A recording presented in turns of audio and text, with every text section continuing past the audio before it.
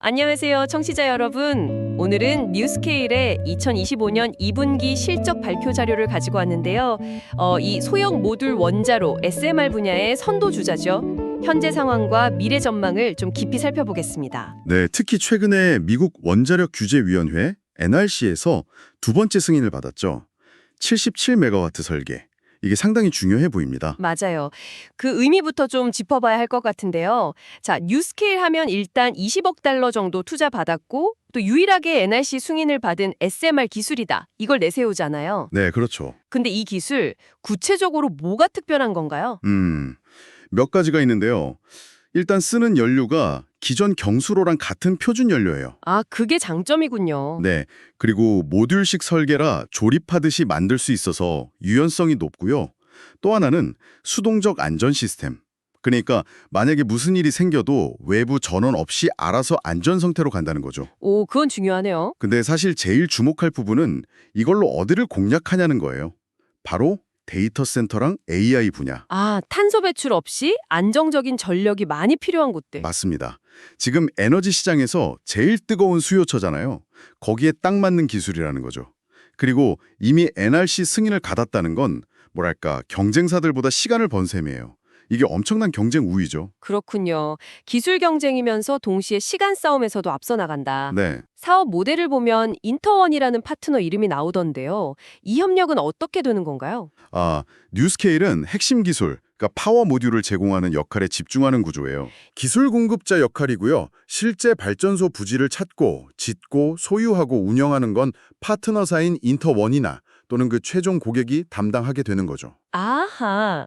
그러니까 뉴스케일은 기술 개발과 모듈 생산에 집중하고 실제 발전소 건설이나 운영의 복잡한 부분은 파트너가 맡는 방식이군요. 네, 그렇죠. 역할 분담을 확실히 하는 겁니다. 이게 사업 확장에 좀 더 효율적일 수 있겠네요.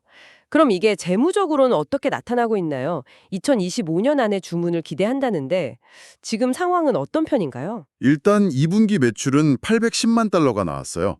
이게 전년 동기 대비해서는 꽤 크게 늘어난 수치입니다. 오, 늘었군요. 뭐 때문이죠? 주로 루마니아에서 진행 중인 로우 파워 프로젝트 관련 초기 작업 덕분이라고 해요. 아, 루마니아 프로젝트. 네. 근데 다만 운용 비용도 같이 늘었어요. 4,490만 달러 정도인데 이건 아무래도 12개 모듈 생산 준비나 공급망 강화에 투자를 하고 있기 때문으로 보입니다. 성장을 위한 투자 비용이군요. 네, 그렇죠. 그래서 앞으로도 좀 더 늘어날 수 있다고 보고요. 다행히 현금 유동성은 아직 괜찮습니다. 한 4억 9천만 달러 정도 있으니까요. 네, 그 정도면 아직 버틸 여력은 충분해 보이네요. 말씀하신 대로 2025년 첫 수주가 정말 중요하겠어요. 맞습니다. 그게 분기점이 될 겁니다. 근데 그 실적 발표 질의응답에서 흥미로운 내용이 있었다면서요. 77메가와트 승인 후에 관심이 확 커졌다고요? 네, 그 이야기가 나왔어요. 이게 단순히 그냥 관심 있다 정도가 아니라 실제 프로젝트 논의로 이어지고 있다는 뉘앙스였어요. 오, 그럼 이게 시장이 드디어 SMR을 진짜 현실적인 대안으로 보기 시작했다. 뭐 이런 신호로 봐도 될까요? 네, 저는 그렇게 해석할 수 있다고 봅니다. 게다가 두산이나 일본의 IHI 같은 기업들하고 협력해서 공급망도 실제로 만들어가고 있거든요. 아, 기술만 있는 게 아니라 진짜 만들 능력도 갖춰가고 있다는 거군요. 그렇죠. 이게 또 다른 중요한 차별점이죠. 그리고 또 하나는 거시적인 환경인데요. 미국의 인플레이션 감축법, IRA 같은 거요? 청정 에너지 세액 공제 주는 거요? 네, 그리고 어드밴스드 액트라는 원자력 관련 법안도 통과됐는데 이것도 뉴스케일에게는 상당히 유리한 환경을 만들어주고 있습니다.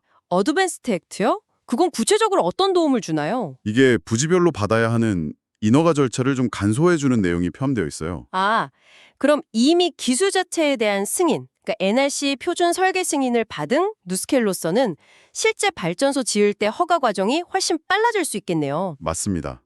다른 경쟁사들은 기술 승인부터 받아야 하는데 뉴스케일은 그 단계를 건너뛰고 부지 승인에 집중할 수 있으니 시간이나 비용 면에서 유리한 고지를 점할 수 있는 거죠. 와, 이건 정말 큰 이점이네요.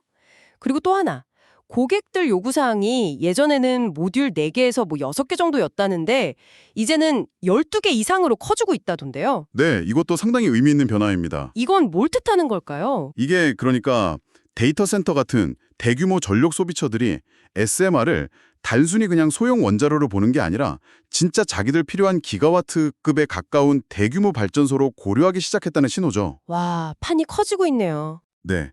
시장의 기대치가 훨씬 높아진 겁니다. 이제 SMR이 될까가 아니라 얼마나 크게 빨리 지을 수 있냐. 이게 질문이 되는 거죠. 아까 잠깐 나온 루마니아 로파워 프로젝트, 이건 지금 어떻게 되고 있나요? 구체적으로 진행 상황이 어떤가요? 네, 이 프로젝트는 계속 진행 중이고요. 뉴스케일한테 꾸준히 수익도 발생시키고 있습니다. 다행이네요. 다만 최종 투자 결정, FID라고 하죠. 실제 건설 자금을 투입할지 말지 최종 확정하는 거예요. 그 시점은 원래 예상보다는 조금 늦춰질 것 같아요. 한 2026년 말이나 2027년 초 정도로 보고 있더라고요. 조금 지연되긴 하지만 프로젝트 자체가 엎어진 건 아니고요. 네, 회사 측에서는 그렇게 강조하고 있습니다. 긍정적으로 진행 중이라고요. 자, 그럼 오늘 이야기 좀 정리해 볼까요?